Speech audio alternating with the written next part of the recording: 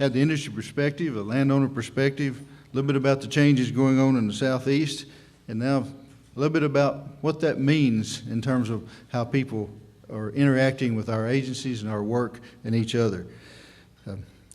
I'm relatively certain I don't have to do an introduction for our next speaker. His work's widely known in the conservation and wildlife agencies. Most of you have been familiar with him for quite some time, but it gives me pleasure to do so because of his strong Tennessee connection that he has. But Mark Damian Duda is the Executive Director of Responsive Management, a survey, research, and firm specializing in wildlife and natural resources issues. He's managed more than 500 studies on outdoor recreation and attitudes toward natural resources. He's the author of 4 books on wildlife, including the newly released The Sportsman's Voice, Hunting and Fishing in America, and he holds a master's degree in natural resource policy and planning from Yale University.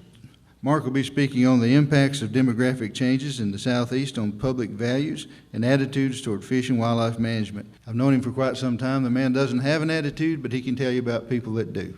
So.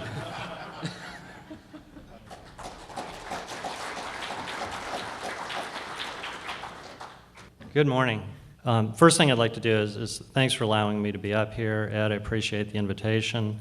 And I'd also like to thank Cecil here. Cecil is a professor emeritus, but he's still a teacher because he spent some time with me in terms of what he was going to talk about.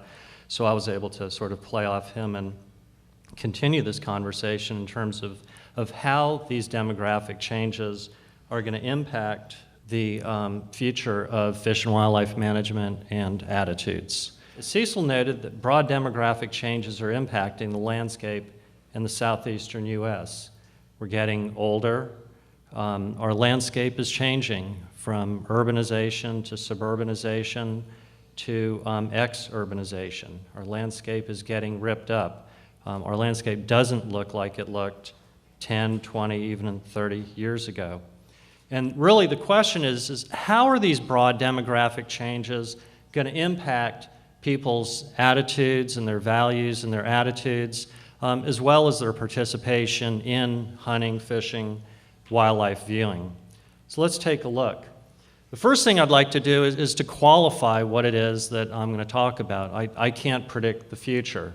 And so these are sort of some broad demographic changes that I can project to, but I'd like to protect myself. And I love these 2 quotes. Somebody, somewhere, sometime, and it's sort of all over the place, and we can't figure out who actually said it, said that forecasting is hard, particularly of the future. Rene Dubois said that trend is not destiny. So we're sort of taking a look at this in terms of what we think is going to happen.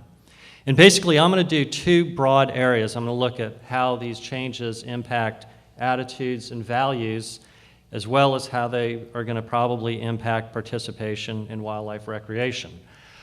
This slide has a whole lot of things here. I just want you to know that I've drawn from a lot of sources for this presentation in terms of these big, broad conclusions that I've reached. Most notably a study that we did a few years ago specifically on public attitudes in the Southeast. Also lots of other sources. Over the past 25 years, we've conducted about 50 studies on how people relate to fish and wildlife management, specifically in the Southeast. These studies are comprised primarily of telephone surveys, mail surveys, focus groups, but primarily from peer-reviewed journal articles that we've done, very scientific studies. Just like we study wildlife and wildlife management in a very scientific manner, the same is true when you study people and the human dimensions of fish and wildlife management. So let's take this big, broad stroll in terms of what we know in terms of the first big order, which is public opinions, attitudes, and values. The first point I want to make is that the natural environment is important to the Southeast public.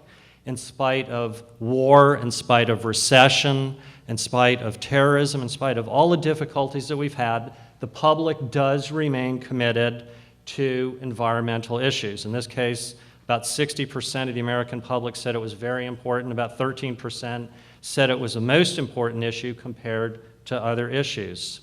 And even on an open-ended manner, when we ask people, what do you think are going to be the most important problems in the United States over the next 20 years, and the environment really is up there. It's not the most important issue like economy and jobs and terrorism, but it's certainly up there. And the way that I would characterize that is that fish and wildlife management, environmental issues are really a middle tier issue. There's several things below this, but we really would characterize how people relate to the environment and how concerned they are is a middle type of issue. It's not the lowest, it's not the highest. Now, within those broad environmental issues, the public certainly has a hierarchy. Water pollution, toxic waste, air quality being sort of those higher issues of concern, and unfortunately, sea level rise and climate change being those lower issues. It's still important to a segment of society, but certainly not as important as some of those top issues. I'm going to come back to water here in a few minutes. But when you ask even the Southeast public, how important is it to you, important or unimportant, that natural areas exist for enjoying and experiencing nature, you can see these just incredible numbers here. Almost 90% saying it's very important. And when you see those brackets here where it says state, this is because this study was done in every single state in the southeastern United States. So if I was talking to people in Tennessee, we would insert Tennessee, Virginia, and so on. So that doesn't mean we said generic state. We were specifically saying in your state. And when you start breaking this down now, let's talk about how demographics impact some of these attitudes. In some cases, they impact them very greatly. In other areas, we don't see big changes. This is that same question broken down by age, not some big differences there. And this is by place of residence, whether they're living in rural areas, suburban areas, large cities. So again, in some cases, these big, broad values hold pretty steady among the Southeast public. Let me give you my second major observation. Wildlife and habitat are important to the Southeast public. Again, despite all of these economic issues that we're having, recessions, terrorism, when you ask the Southeast public, is it important or unimportant to you that wildlife exists in Virginia or Tennessee or Alabama, you see some pretty darn amazing numbers here. Wildlife is important to these individuals. Wildlife is important to your neighbors and people who are outside of here. When we break that down by age, we see similar results. When we break that down by where an individual lives, we also see similar results. And even when you start getting into depth in terms of are you willing to sacrifice certain things, in this case, the use and development of land should be restricted to protect fish and wildlife. Look at those numbers, just incredible numbers, more than 3/4 of the public saying that we agree that land use development should be restricted to protect fish and wildlife. And when you start segmenting that out again, when it comes to suburban areas or large urban areas, we see a little bit of a variation, but not the variation that you might expect. I'm not saying that there isn't variations in some of these areas, but on those large, broad values, we don't see that. And let me bring that close to home on a more individual type of study. We were asked to study how the restoration and management efforts of the reintroduction of elk into Kentucky affected attitudes and what people thought of that. It was a big study, and I can't go into all of that, but I'm going to sort of show you one of the highlights, is we found a great deal of support for those reintroduction efforts, both within those counties that elk were introduced to, as well as those counties where they weren't. And what was interesting in this study is that there was actually more support within those elk restoration zones. I think that's pretty exciting. Let me move to my third sort of major observation in terms of how the Southeast public relates to fish and wildlife management. That is that ecological values are more important than recreational values. And this is a study that we did in Virginia for Bob Duncan a few years ago, where we looked at that hierarchy of how people felt about fish and wildlife management issues.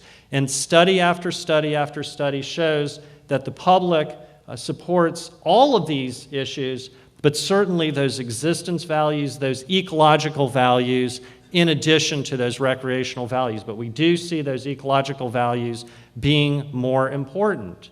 But my fourth point is that while people care about those ecological values, those recreational values are important to the public, even though they might not participate themselves. And this is pretty amazing to me when you start thinking about the percentage of Southeast residents who hunt, 7 to 10%, it varies by state. And yet, when you ask Southeast resident whether or not it's important or unimportant that people have the opportunity to hunt in Tennessee, you see these incredible numbers here. But look at that compared to the percentage who actually hunt. I think that's a pretty exciting thing.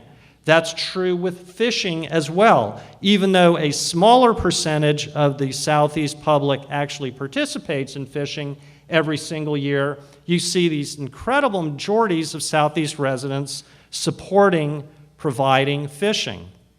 And that leads me to my fifth point, and that is that we know over and over and over again that the public supports hunting, fishing, and shooting.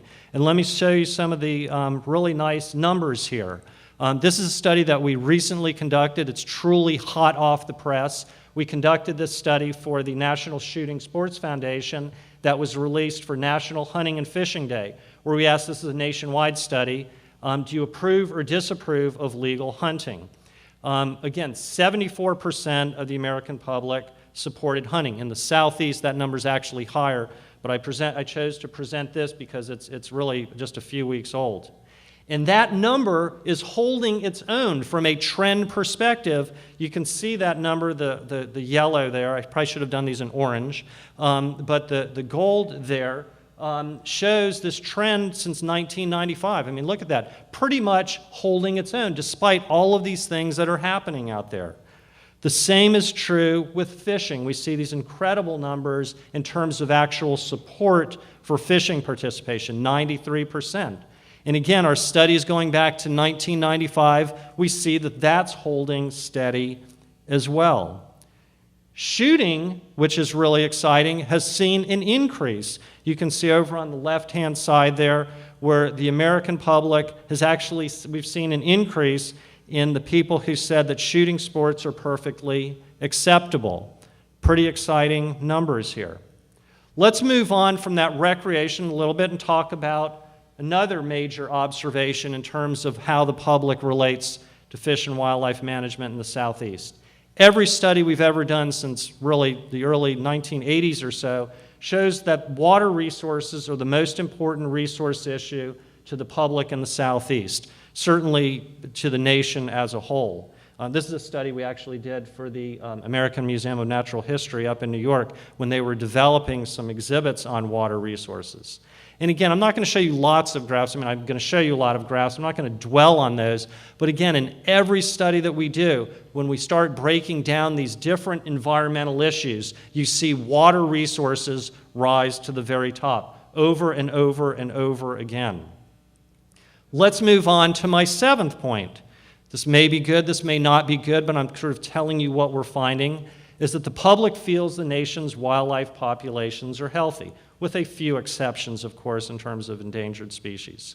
But if you look at the numbers, when you ask people about the health of various ecosystems, you see that people are pretty on top in terms of feeling that health of wildlife populations are healthy, vary or somewhat. Again, this is a good thing. This may be a bad thing in certain situations. But certainly there are reasons for that, and certainly reasons for that increase, especially as we see urbanization, because people's attitudes are based on what they see.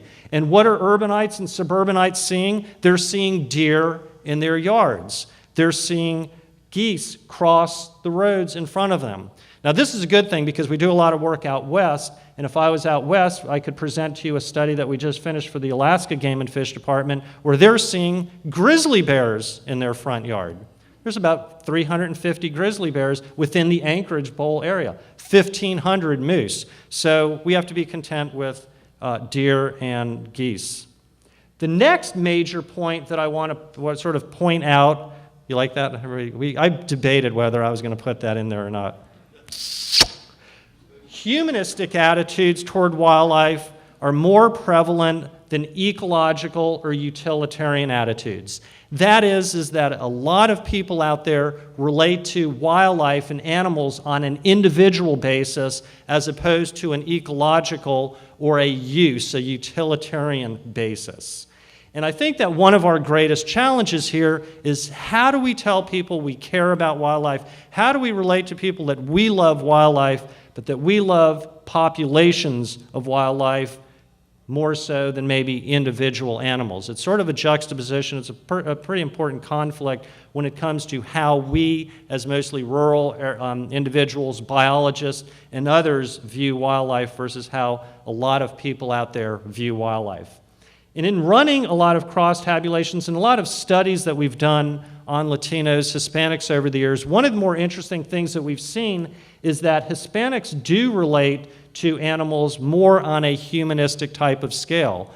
And with Hispanics, I think this is, you can correct me on this, but I think that Hispanics were responsible for more than half the growth in the United States. I think that that's a real issue in terms of how we're going to sort of work with them.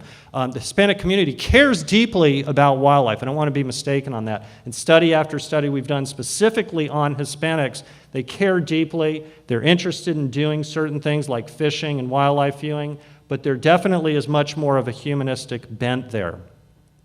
My ninth point is that a segment of the public wants to interact with wildlife. We just completed a major study for the National Oceanic and Atmospheric Administration, the National Marine Fisheries Service, on attitudes toward dolphins in the Florida coast, specifically around Panama City area. And in the study where we asked tourists how interested they were in closely interacting, swimming with, touching, or petting dolphins, 42% of those people wanted to do that. Almost half those people coming to Panama City wanted to interact. Where are they getting that information? They're getting that not from us so much and not from personal experiences, but from television and from movies and sources that maybe sometimes we don't have control over. Is that important? You betcha that's important. What people see in the media impacts their opinions, attitudes, and values. And I want to give you just a quick example. It's not directly related to what you do here in the Southeast, but it has to do with some of the zoological parks that hired us, specifically the Lincoln Park Zoo up in Chicago. And for years, the people who were primate specialists would see commercials or advertisements where they were using chimpanzees with people. Chimpanzees sitting on desks, chimpanzees touching people, people touching chimpanzees. Well, the question is does this impact how they view chimpanzees? There are more chimpanzees in the U.S. in captivity than there are in Africa in the wild. Is that sad? Is that sad? And what do people know about it? Well, with this experimental design where we expose some people to some images of chimpanzees in the wild and other people, chimpanzees with people, we found some pretty stunning and frankly disheartening types of things. Those people who viewed photographs of chimpanzees with humans were 35% more likely to consider wildlife populations to be stable or healthy. Just short exposures really changed their view of what this wild chimpanzee population was like. Those viewing images of chimpanzees felt that they were going to be stable and healthy wildlife populations. And when you started showing people around chimpanzees, they felt that they were legitimate types of pets, and so on and so on. What people are seeing indeed is impacting the way they view wildlife. Is this a concern for you as we urbanize, as we suburbanize, and other people put out images of wildlife in maybe inappropriate settings? You absolutely bet. The public has low knowledge levels about fish and wildlife. And so I want to sort of brace yourself here, some sort of not good news in terms of how the public is not informed about the fish and wildlife resource. This is a study from the southeastern United States that I was alluding to earlier. Only 20% of your fellow southeastern residents, just 20% 20%, 1 out of every 5, can even name your state Fish and Wildlife Agency, be it the Florida Fish and Wildlife Conservation, the Virginia Department of Game and Inland Fisheries, Tennessee Wildlife Resources. 1 out of 5, which means 4 out of 5 can't. They don't know how we're funded. Take a look at these statistics. These are from the Southeastern study. And again, when you see the agency in brackets there, if we were interviewing in Tennessee, we would say the Tennessee Wildlife Resources. If we were in Florida, we'd say the Florida Fish and Wildlife Conservation. I mean, most people don't know how we're funded. They think we're funded from general taxes, but they don't know about the importance of fishing licenses. They don't know about the importance of hunting licenses, and they sure don't know about any type of federal aid in any way, shape, or form. But you might say, well, Mark, that's the general public. Our sportsmen know what's going on, don't they? Well, a simple cross-tabulation shows you some things that sometimes is pretty hard to believe. That really less than a third of those who consider themselves hunters or anglers actually know about licenses going to the agency. And again, just incredibly low numbers when it comes to those federal aid funding. In Virginia, we did a study on on public attitudes toward black bears for the Black Bear Management Plan, and we asked some factual types of information. Only 12% of Virginians could actually name that indeed no people have been killed in the past 100 years in Virginia. The average that the Virginians thought were 32 people killed over that time period. Some people said like 500, and these marauding bears in the Shenandoah Valley where I live, I don't know. I haven't seen one yet. In Florida, only 14%, I mean, think about these numbers, 14% could name an endangered species native to Florida other than the Florida panther or manatee. These are incredible numbers, and they're incredibly depressing numbers. Nationwide, only 3% of Americans said they were very familiar with the North American conservation. Now, the good news is this is a study we did for the Wyoming Game and Fish Department where we asked about 18 questions, knowledge questions on knowledge about the fish and wildlife resource. And if we would have graded those based on how a teacher grades, 81% of Wyoming residents, these are people who should know about wildlife, 80%, 8 out of every 10, would have flunked that test. Now, okay, so let me bring you up here. And although there's low awareness of fish and wildlife, agencies do hold high credibility. Again, this is that Southeastern study. When we talk to the public about who is credible and who is not, we're at the top of the list. Those state fish and wildlife agencies are at the top of the list when it comes to credibility. My 13th point, there's an increasing human-wildlife conflict, and that's going to continue as we urbanize. Right now, about 23% of Southeast residents have had some type of problems with nuisance animals. Now, what are we going to do about this? Are we going to sort of let other people do that? Well, there's some controversy, and I know there's some controversy in this room. We're doing a study for the Northeast Association of Fish and Wildlife Agencies on that, but I want to give you sort of some neat advice, or I'm not sure advice, or just observations from these individuals who are dealing with it more so than you are, but as we urbanize in the South, we're going to start dealing with some of those Northeast issues. Paul Petito, the director of Maryland Wildlife, said that we must recognize that a piece of the business model for wildlife management agencies is changing. Legislators and executives will wonder why agency personnel are not responding to nuisance animal calls. So agencies may get used to dealing with such calls in one way or another. Cal Dubrock, who I know a lot of you know, said that if agencies continue to outsource nuisance animal duties to contractors, they will be working to dilute their relevance. So again, I know that we have different opinions about that, but I want to bring you one of those. And then finally, before I talk about hunting and fishing and wildlife viewing, I want to point out that I hear every day from people, well, we can't do a whole lot right now because the economy just is terrible. So we're going to wait until things get better, until we start doing stuff. We're going to put ourselves in a holding pattern right now. Well, I want to bring you back historically in terms of when the most important conservation legislation and policies were developed.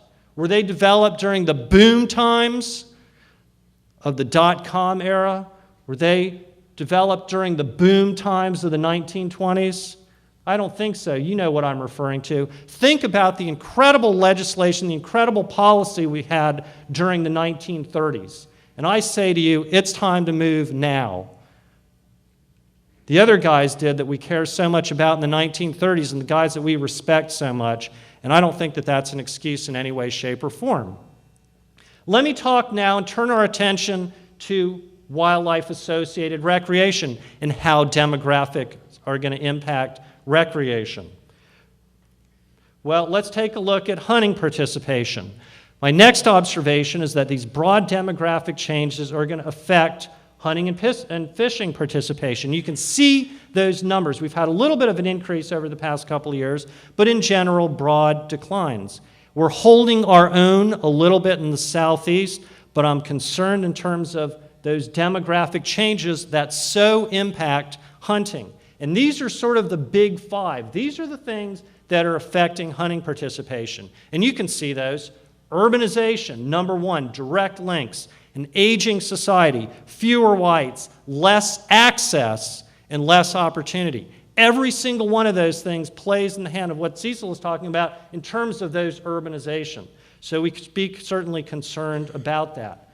Let's take a look at what are those dissatisfactions among active hunters. And if you look at the top there, I can't really point to it on either side, but they're access issues. They're access and lack of opportunity. And those are the things that are impacting hunting, and those are the things that we're going to see more and more of. You can see a lot of other things that really aren't impacting hunting participation.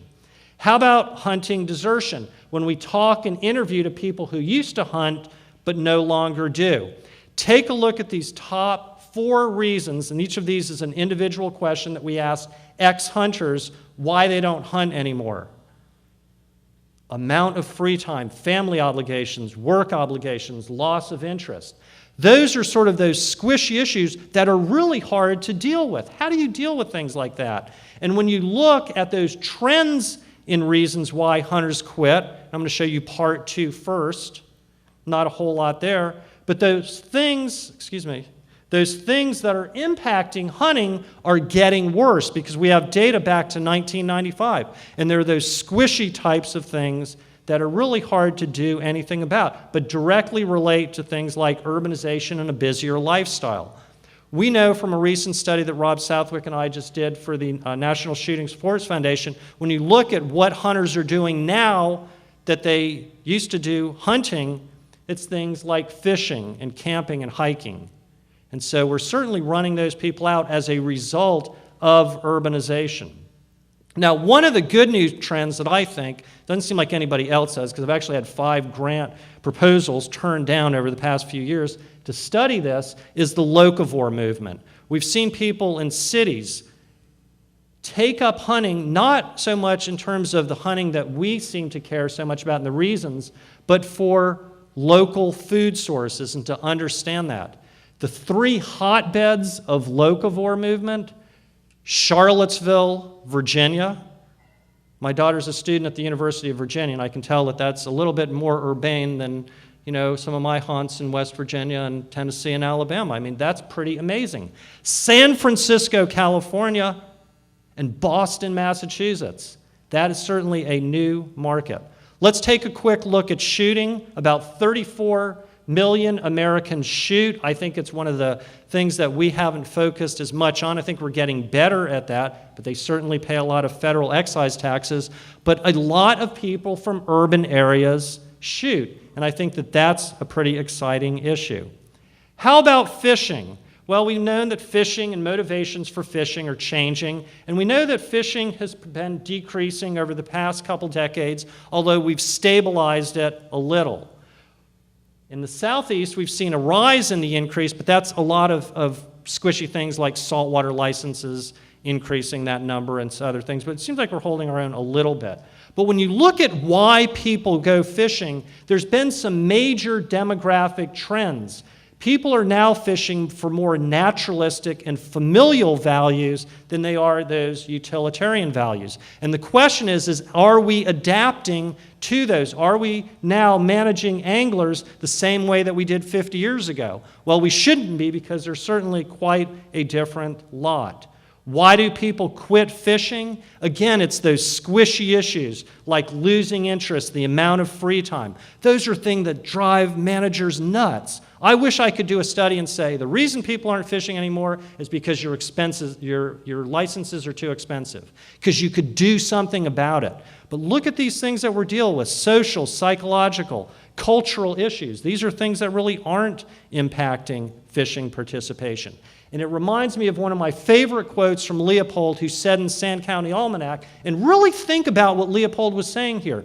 Recreational development is a job not of building roads into lovely country, but of building receptivity into the still unlovely human mind. That is absolutely the most amazing thing when you think about the research. I guess it took me 25 years of research to come to the same conclusion that Leopold did sort of intuitively, and shows you the brilliance of the man. Let's look at the last thing here, which is wildlife viewing. We know that wildlife viewing is probably going to increase due to some of these broad demographic changes. We know that the number of wildlife viewers out there absolutely dwarfs the number of people who hunt and fish. We know from a study we just conducted for the state of Florida, Florida Scorp study, that they didn't even have wildlife viewing in this study. It's called the Statewide Comprehensive Outdoor Recreation Plan. And we put that in there in terms of wildlife viewing. Look at the second from the top there, that again, the number of wildlife viewers, people who are going out to view wildlife, dwarfs a lot of those other activities. We know from a study in Georgia that if people aren't going wildlife viewing, a lot of them say they want to go wildlife viewing. We know from studies by Rob Southwick, those economic contributions are incredible of wildlife viewers. We know from Cecil's work and others that there's this incredible, this is not a Confederate flag, this is the percentage of people who live in urban areas over the years versus rural. More and more people are living in urban areas, as Cecil said. And take a look at who's coming from where. 3% of our hunters are coming from urban areas, 26% are coming of wildlife viewers come from urban areas. Now, I want you to take a close look at this, and I may have to shout here because I want to walk over, but take a look at this in terms of participation by age. And look how participation in hunting decreases as age increases. Look how fishing decreases as age increases. But now take a look at wildlife viewing, and look how that increases up until a certain point. So those demographics are playing directly into some of these demographic changes. We did a study for Ducks Unlimited a few years ago, and we asked a lot of questions about support for hunting. Wildlife viewers certainly are not anti-hunters in any way, shape, or form. So last year, I was asked to do a keynote presentation for a wildlife viewing and tourism conference. And they said, Mark, we want you to address the group on this issue about how do we incorporate wildlife viewing into agencies? How do we get money? How do we do this? How do we do that? And it was really hard for me because I thought, God, do I want to talk? Jeff's smiling. I feel like I'm saying the same thing. I feel like I've been saying the same thing for 25 years. And so it reminded me of the movie Groundhog Day that I know, raise your hand if you've seen that, and everybody's seen that movie where Bill Murray, over and over again, it's the same thing, same thing, same thing. And I thought, how do I tie this to the movie? Because I feel like him when I talk about wildlife viewing. So I developed a presentation. I actually went back and watched that movie a couple of times. And while I started out kind of a little bit cynical, the one thing that I realized that, in the end, he won. He kind of got it right, and he got the girl. And that's what it's all about, right? I mean, right, Bob? I mean, he won. And so I would say that, yeah, maybe it is Groundhog Day when we come to wildlife viewing, but the good news is maybe if we do it enough and enough, maybe in the end we can sort of get that right. So let me sort of give you sort of these broad observations that I had after looking at this and being asked to present. To present you 8 things, and then we're going to wrap it up and we'll go get some coffee. The first one is that obviously we need to adapt. And if we as biologists don't understand the importance of adapting to your environment, there ain't nobody else who's gonna. I mean, we should know better than anybody that organisms that adapt to their environment survive, and organisms that don't adapt to their environment, the big E word. We need to be relevant. And if you take anything away that I've said, and possibly any of the other speakers, it is that we have to be relevant. In anything that you do in your agencies, ask the question, how is it that what I'm doing is relevant to these changing demographics? I did a study a few years ago with the African American community in fishing. And a woman, it was 20 years ago, I was in Virginia, I was in Richmond, and after a couple hours, a black woman looked at me and she said, you're asking me about why African Americans don't fish on the level that maybe whites do or others. And she said, you buy things that look like you. You buy things that look like you. And so role models, African Americans fishing, kids fishing, those are important. We need to be relevant. How are we relevant to an urban resident? How are we relevant to an urban resident that may have a wildlife problem? They call us up and we don't want to deal with it. We need to, in my opinion, expand but not shift. People who talk about agencies expanding aren't saying we're going to go away from our hunting and fishing routes, but we need to expand and not shift. We need to enhance partnerships. I think we do a really good job there. I feel really good. I feel really excited. I think it's some of the best things that we do in terms of enhancing those partnerships and working with people. We need to enhance and sharpen our communications. When we see levels this low that the public has about what we do, that concerns me. But if you look at budgets, you see that only about 5 to 10% of our budgets are anyway related to information or education or communications. I think we need to heed Leopold when he said that recreational development is a job not of building roads in a lovely country, but of building receptivity into the still unlovely human mind. It's not as much about bricks and mortar and more fish and bigger fish. It's about up here. I think we need to capitalize on our credibility. We have that credibility, and I think we need to use it more, and I don't think we need to be shy or modest about it. Because my last point here, and that's not a typo, that's not 2011, that's 2111. I can't predict the future, but I can tell you 2111 is going to be here. And what we do now is going to impact those people who are going to be essentially just like us, who care about walking through a longleaf pine, who care about fishing in Alabama at Lake Gunnersville. And those people, that population segment, which we know is pretty major out there, one day are going to be walking through the woods. And what they see is going to be a direct result of what we do now. So thanks. You guys are my heroes because you're the ones who are doing this. And if you don't do it, nobody else is. We're responsible for that fish and wildlife and that conservation future. Thank you.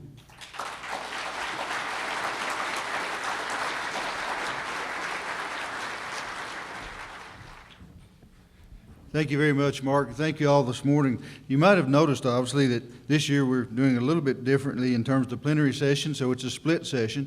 And tomorrow we'll begin again at 8:30 with another 4 speakers, wrapping up, moving away from the social issues, the demographics, and those areas that we've talked about this morning, more into the biological implications and how we begin to address that with the information that we had this morning.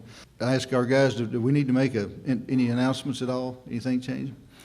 Well, Bob reminds me that I forgot to introduce myself this morning, which I look just like myself and I've known me forever, so I didn't think there's any choice, but my name's Ed Carter, and I'm privileged to be the Executive Director of the Tennessee Wildlife Resources Agency. And again, thank you all so much for a great morning and for being here at the conference. We look forward to being with you the rest of the evening and the rest of the next 2 or 3 days. And whatever we can do, please let us know.